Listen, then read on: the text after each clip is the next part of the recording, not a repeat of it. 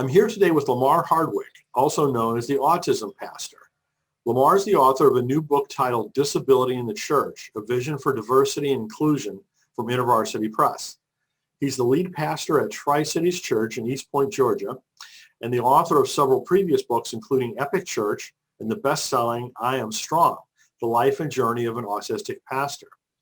In 2014, at the age of 36, after years of silently struggling with social anxiety, sensory processing disorder, and a host of other significant issues, Lamar was diagnosed with autism spectrum disorder. He now provides workshops, seminars, and consults with local churches and faith-based organizations on creating environments for people with autism. He also provided mentoring services for teens and young adults on the autism spectrum. His writing has been published in various autism and disability websites, including The Mighty, the Huffington Post, Key Ministry, and the Autistic Self-Advocacy Network. Lamar, it's really great to have you here with us today. Thanks so much for joining us. Well, thanks for having me. It's an honor. Well, it's our pleasure, so I really appreciate it. Maybe first you can tell us a little bit more about your background besides the things I just touched on. Mm-hmm.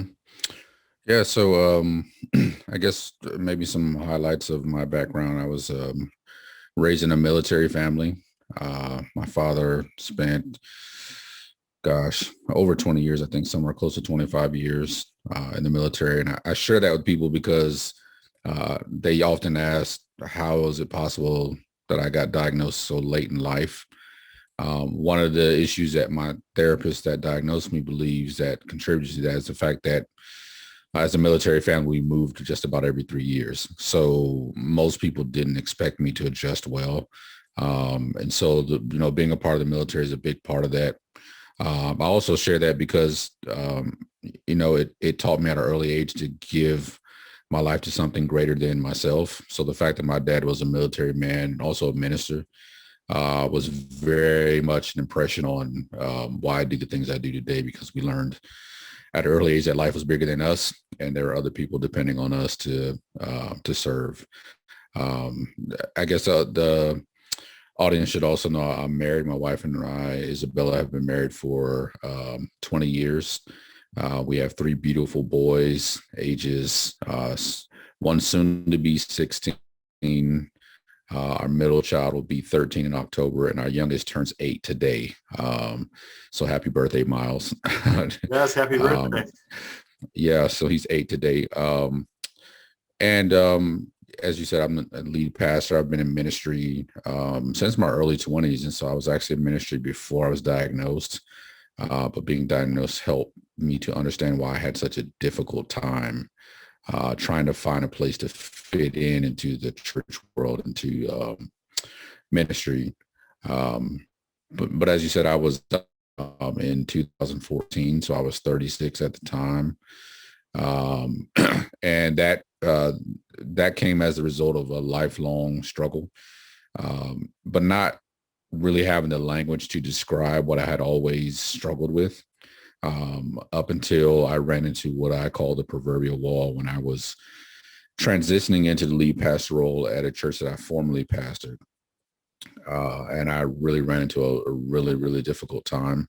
And really a lot of the self-talk coping mechanisms started to catch up with me, and they didn't work anymore.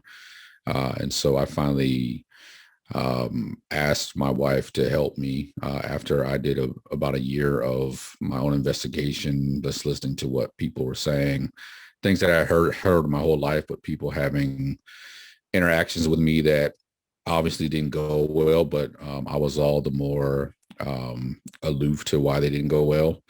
And so I had to ask myself the question, what do people experience when they experience me? And that led me down a path where I didn't like having to ask that question. But eventually I decided that everyone can't be wrong about the things that they're saying about the social interactions with me, things about my facial expressions, body language, things that I didn't even know existed up until that time.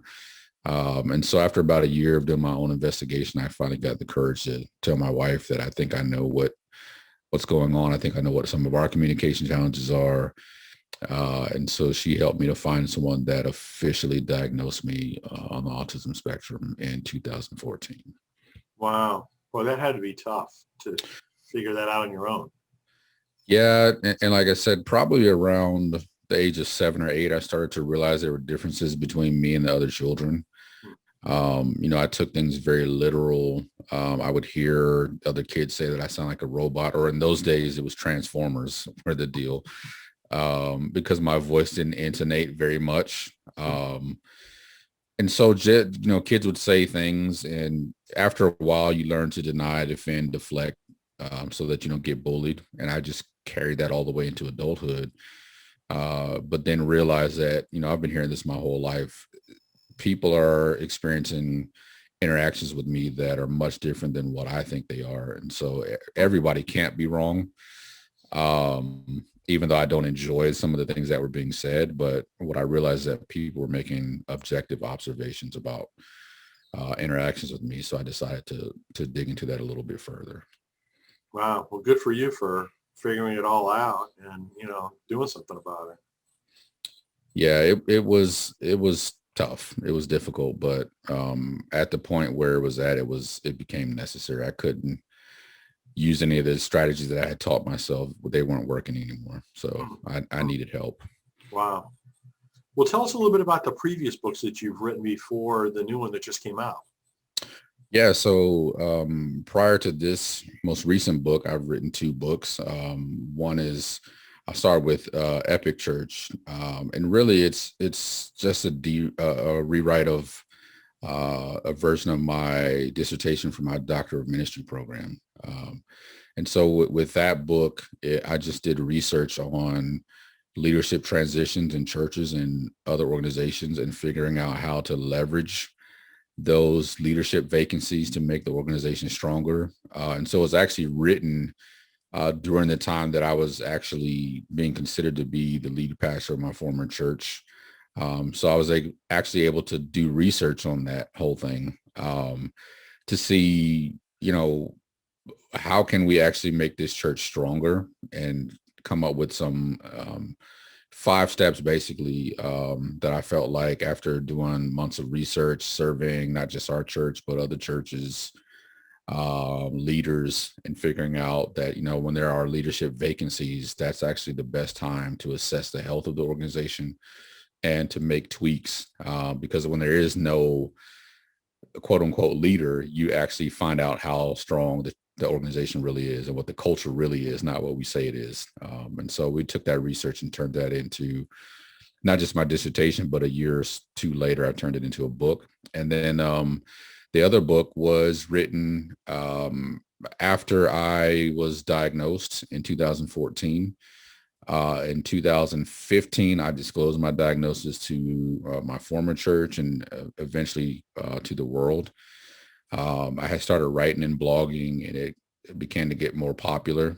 And so then in 2017, I released the book, I Am Strong, which is really an autobiography, but it's fused with different stories from the Bible, helping people to understand what that was like growing up, but also helping people to understand how to leverage their quote unquote difference to make a difference in the world. So it's about being diagnosed on the autism spectrum, but in a broader term, it's to help people to realize that, different doesn't mean deficient. And sometimes in order to make a difference, you have to be willing to be different. Very interesting. So I always find it really fascinating to hear how people got their first couple book deals. Mm-hmm. They're just usually a very interesting story. So how did that come about for you? Wow. So my first 2 are traditionally published, but they're really smaller publishers. So really, I just had to knock down the door of everyone who would listen until I found someone who would give me a book deal. And so I was leaning towards self-publishing, but I felt like I can probably get this story out here. And so it was really just going down the list. Every time I read a book, I found out who published that book.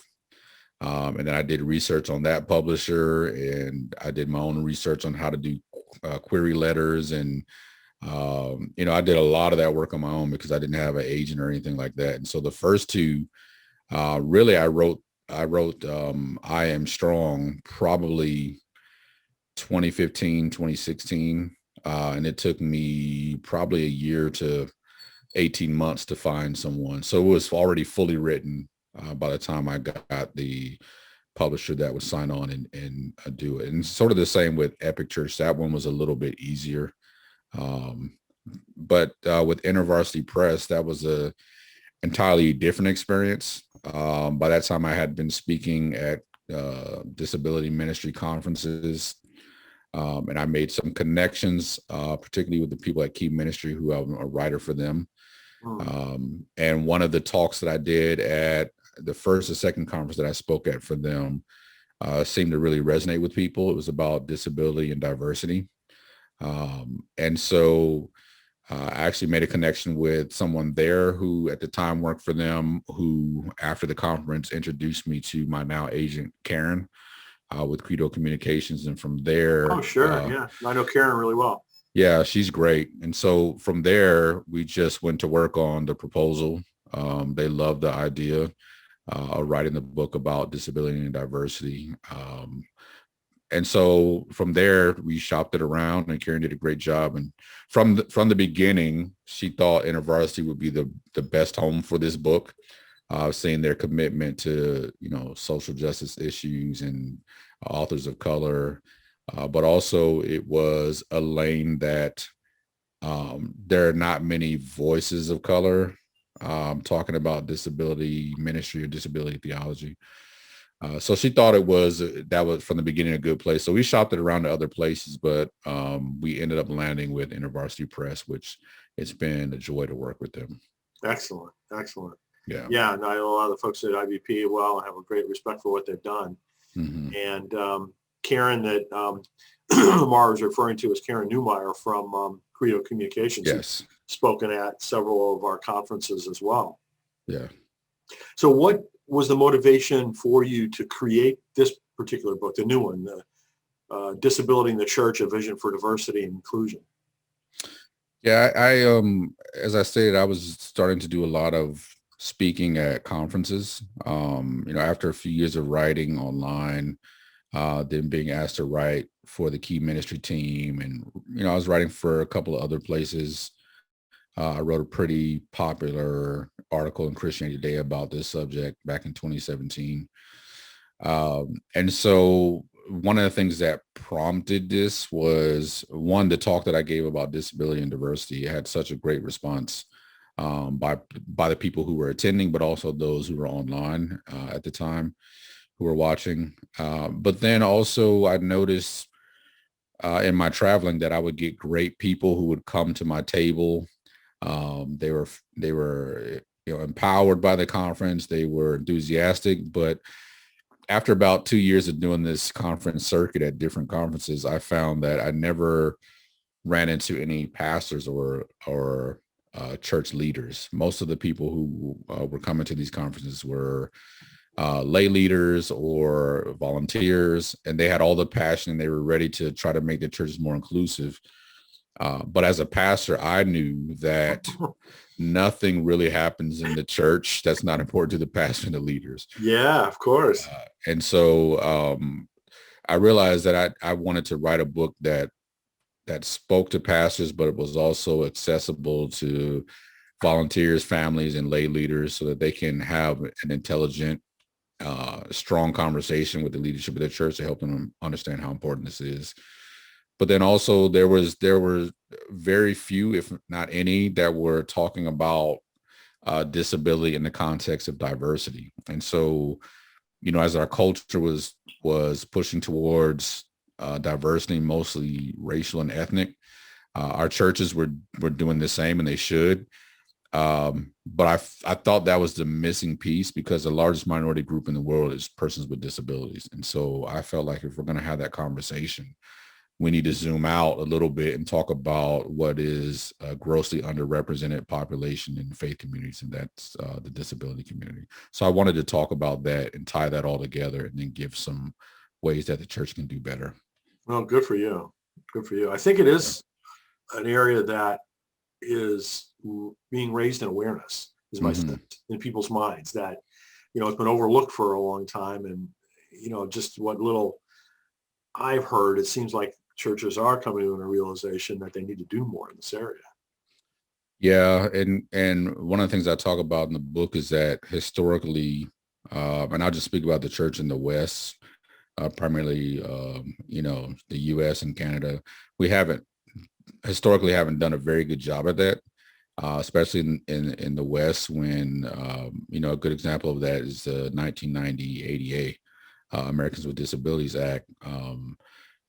The church, and I say the church universal, in the West, opted to use this religious exemption to not be held accountable to that. And I think that sent a bad message to the disability community. And so we're trying to overcome that. Now, many churches do have accommodations, mostly physical, the ramps, the bathrooms, those types of things, as they should. But there are other ways that the church needs to become more inclusive and more accessible. And I think that we're trying to overcome that bad decision of seeking exemption from the ADA, because I think it really hurt our witness. And it's all throughout the Bible how God has an affinity for this marginalized community. And so I think we just need to zero in on that and understand how important it is. Sure.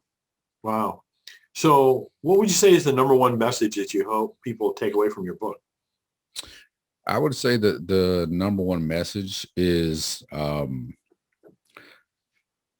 the church, from my experience, and of course I wasn't diagnosed until I was 36. And again, I did have a lot of significant challenges, but there's still this affinity that I have for the church, because when it was working right in those pockets and seasons, it was very much a huge support system for me, even before I knew what the label was that I would be diagnosed with.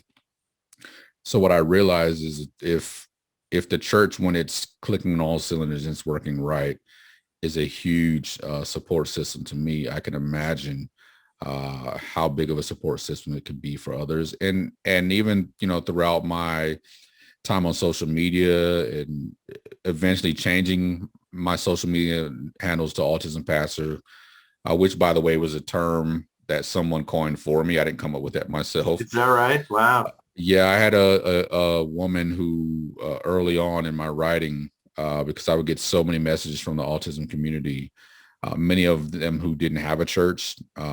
She told me that I was like their pastor, because they didn't have a church. And so most of them would come to me for prayer or counsel or mentoring, or how to handle something, watch my services, whatever church I was at. And so that phrase, she didn't quite title it like that, but that phrase came from her. And so I actually changed my handles to that because it made it easier for people to find me on social media. Of course. Yeah. It's a great handle. I mean, you were able to get it.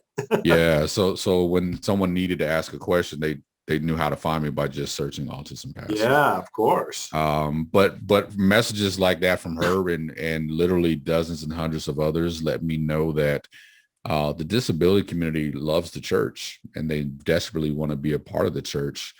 And so if it was a support system for me, I knew it would be a better support system for them. And I thought the church is the most underutilized support system for this community.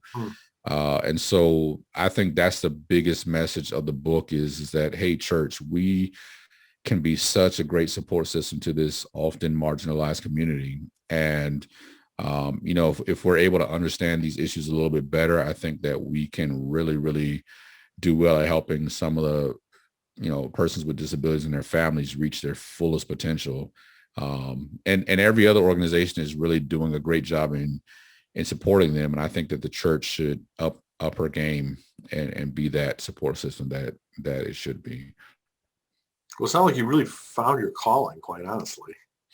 Yeah, it was. And I tell people that it was, being diagnosed not only helped me, it helped a lot of clarity. I actually spent 2 years with the clinical psychologist that diagnosed me. I spent 2 years with her, my wife and I, after she diagnosed me, to kind of unravel things. Helped me to understand my past and really a very complicated, mysterious developmental history that I had, but I saw a parallel there with the church. Um, I was able to stumble my way through a lot of things. And the more attention I got, the more I had to deal with some of the self-taught coping mechanisms. And I saw that being very true of the church as well, particularly in the West. It stumbled through a lot of things. It's not always got things right, but it's had a lot of success. But the more success you get, the brighter the spotlight is. And you're forced at some point to deal with some of the things that you never really gave full attention to. And so for me, I just saw God calling me to step into that gap and help serve the church and serve the disability community because I've been blessed and privileged to have my foot in both worlds and can speak to both. So definitely was a new sense of calling for me. Wow. Well, it's an interesting analogy. I had never really thought about that before. Yeah. Church, and church has certainly had its own set of dysfunctions. Yeah. And it's a lot of, the development of the church is a bit mysterious. There's a lot of history that we don't know. There's a lot of things that we're learning. And I felt like, hey, this is like my life. Maybe there's a parallel there that if we spend the time. And so even in the beginning of the book, that question that I referenced earlier about asking myself, what do people experience with me? In the very beginning of the book, that's the question I challenge the church to ask itself. Because again, like I had to come to the conclusion for myself, everyone can't be wrong. And so I think that's also true of the disability community when it speaks largely of its experience of the church not being positive. At some point, the church has to say, all these people can't be wrong. There's something to this, and we need to listen closely to what they've been saying their interactions with the church have been, and how do we amplify their voices and make the adjustments that are necessary. Well, with all the work that I've been doing with How to Heal Our Divides, the one thing that I hear from every direction is the importance of listening. And you're, just saying the same thing from yet another perspective of how that is so necessary for churches, among many others. But right. So can you tell us a little bit about the workshops and seminars that you lead? Yeah. So most of them, for those who have attended them over the years, a lot of what they'll read in my book, they won't be surprised by, because these are things that I've been leading and talking about in conferences and writing about. So for example, something that made it in the book but actually stemmed from an actual breakout session that I've led for the last several years, pre-COVID, was I would do a workshop, a 90-minute workshop on how to pastor special needs families and talk about some of the differences, some of the things that they are working through that oftentimes are different from your quote unquote typical families that are not impacted by disability. And it really stemmed from after I was diagnosed, and, I have pastors and mentors who lead me and mentor me. But I realized that, once I discovered that my neurology is different, being on the autism spectrum, I almost often see things a little bit differently and experience the world a little bit differently. But that meant that I needed to be led differently. I needed to be pastored differently. And so while I might be a large group of other pastors that this particular pastor or mentor helps give leadership to, I realize some of the things that you do to help them are not always helpful to me. And sometimes some of the things that you do for them are actually barriers for me just because of the way that my brain works. And so I realized that, if that's true for me, then it's true for a lot of other families. So talking with other families and doing a lot of research, I developed a workshop and I talk about things like learning the ministry of presence. I spent about 4 years as a hospice chaplain years ago. And I learned from that experience that, as pastors, we like a microphone and we like to talk. And so sometimes one of the things I talk about in that workshop and in the book is that, asking people to interact with us socially during a time of crisis causes them to expend, precious mental and emotional energy that they need to spend in other places. And so just helping, and we're not really good at this in the West. We're not comfortable with silence. But as someone who is on the spectrum, my wife can tell you, I can spend days not talking. I often tell people, I have a word count in my head. And once I've said all the words I'm going to say for the day, my brain just shuts down. I'm done. Like, wow. I'm not going to, and that's just part of my neurology. So I'm very comfortable with silence. I'm very comfortable with being alone, but I also realize that that's not something that is the norm for most people, especially those who are public speakers.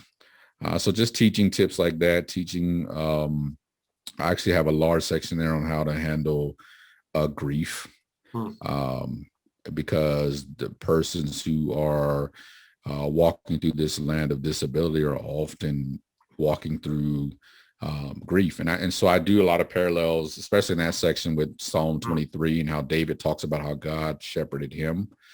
And so David, who is a shepherd, is explaining how God shepherded him. And David uses a beautiful analogy of how God not only leads him to places of peace and peaceful streams, but God also walks with him through the shadows.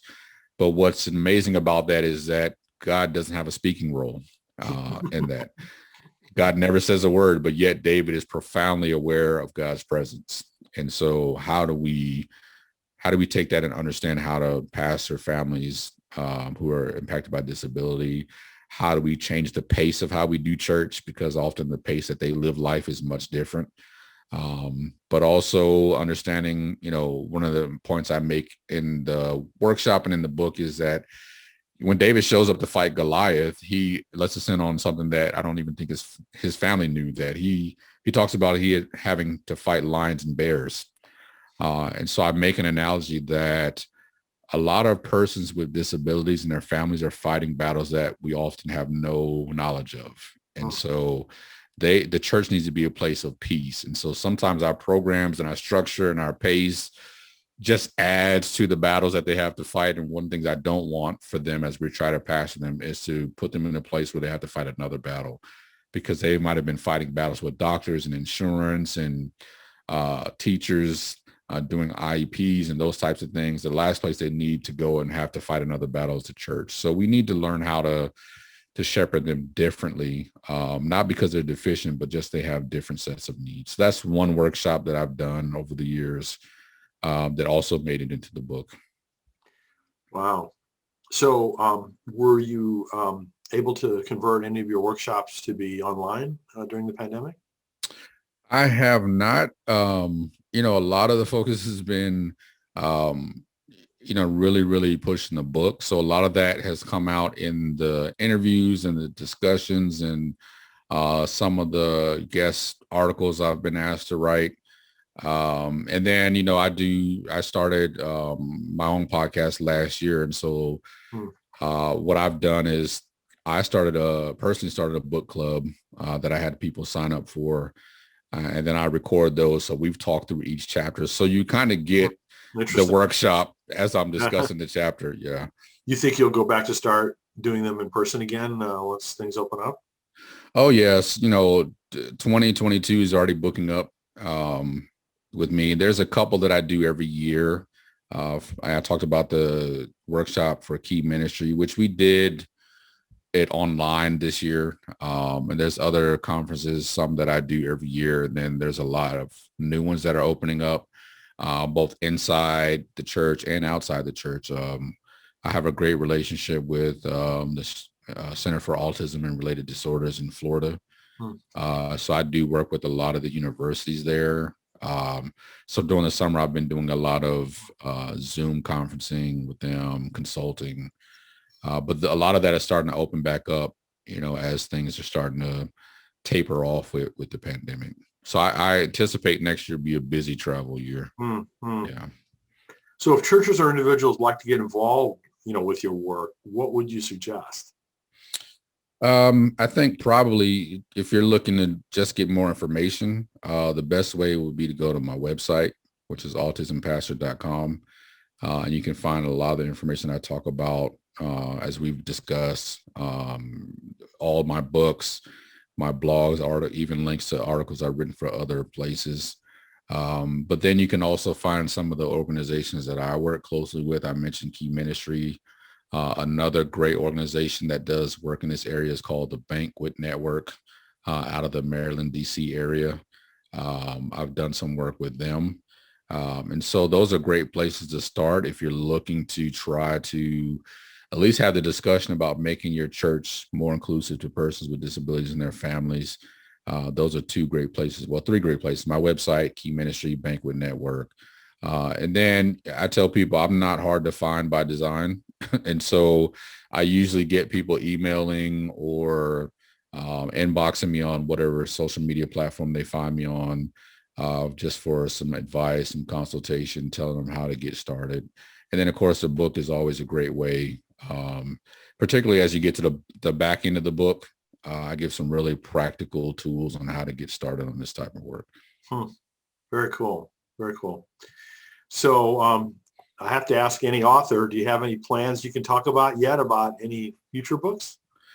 So, I had started writing a book that I was messing around with the title, so I don't know where it's going to land. I'm already probably about 12,000 words in. Karen told me, well, send it to me when you have 5,000. But I'm still, I'm a bit of a perfectionist, so I want to get a couple chapters in to make sure that it's going the way that I want to. But it's sort of picking up on a theme that I talk about. And I don't know when because I've put it down for a couple of months now, just because some personal health issues that I've been dealing with. But it picks up on a key line in Disability in the Church, where I say, particularly talking about how we practice Christianity in the West, I have a line in there that says religion is good at teaching us to be good without actually being good to people.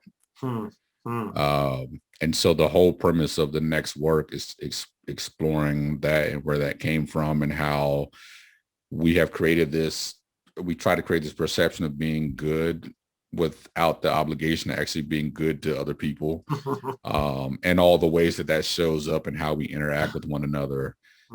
So that's sort of where, and I have no idea what I'm going to call it yet. But this will be a little bit easier to write than Disability in the Church, just because that's also material that I had been working on for years, whether it's been just in writings or sermons that I preached over the years, some theological concepts. So like I said, I'm already about 2-3 chapters in. It'll probably end up being 10, 12 chapters. So we'll see how that goes. I should start picking it back up this summer and trying to finish that up and at least send it off to Karen so we could shop it around and see how it goes. I'm learning the book business. Yes. I'm learning that you got to get that work going, because by the time it gets out, it'll be 2 years. Yeah, exactly. Yeah. So you don't want to sit around too long, because then, if I wait, it'll be 4 years before my next book comes out. So, right. Yeah. I'm learning that part of the business as well. For folks that are not familiar with the whole book business, it's very confusing and, hard to understand. Oh yeah. I think I was doing an interview the other day, and they're asking me something about the book. And I said, I'm going to let the listeners in on a secret. By the time it gets in your hands, it's probably 2 years old to the author. So sometimes I have to say, what did I say on that page? Because at least. Yeah. Well, Lamar, it was really a pleasure to find out about your work. I really thank you for doing everything that you're doing, and so glad that, your book is making a difference. Wow. Thank you. I appreciate it.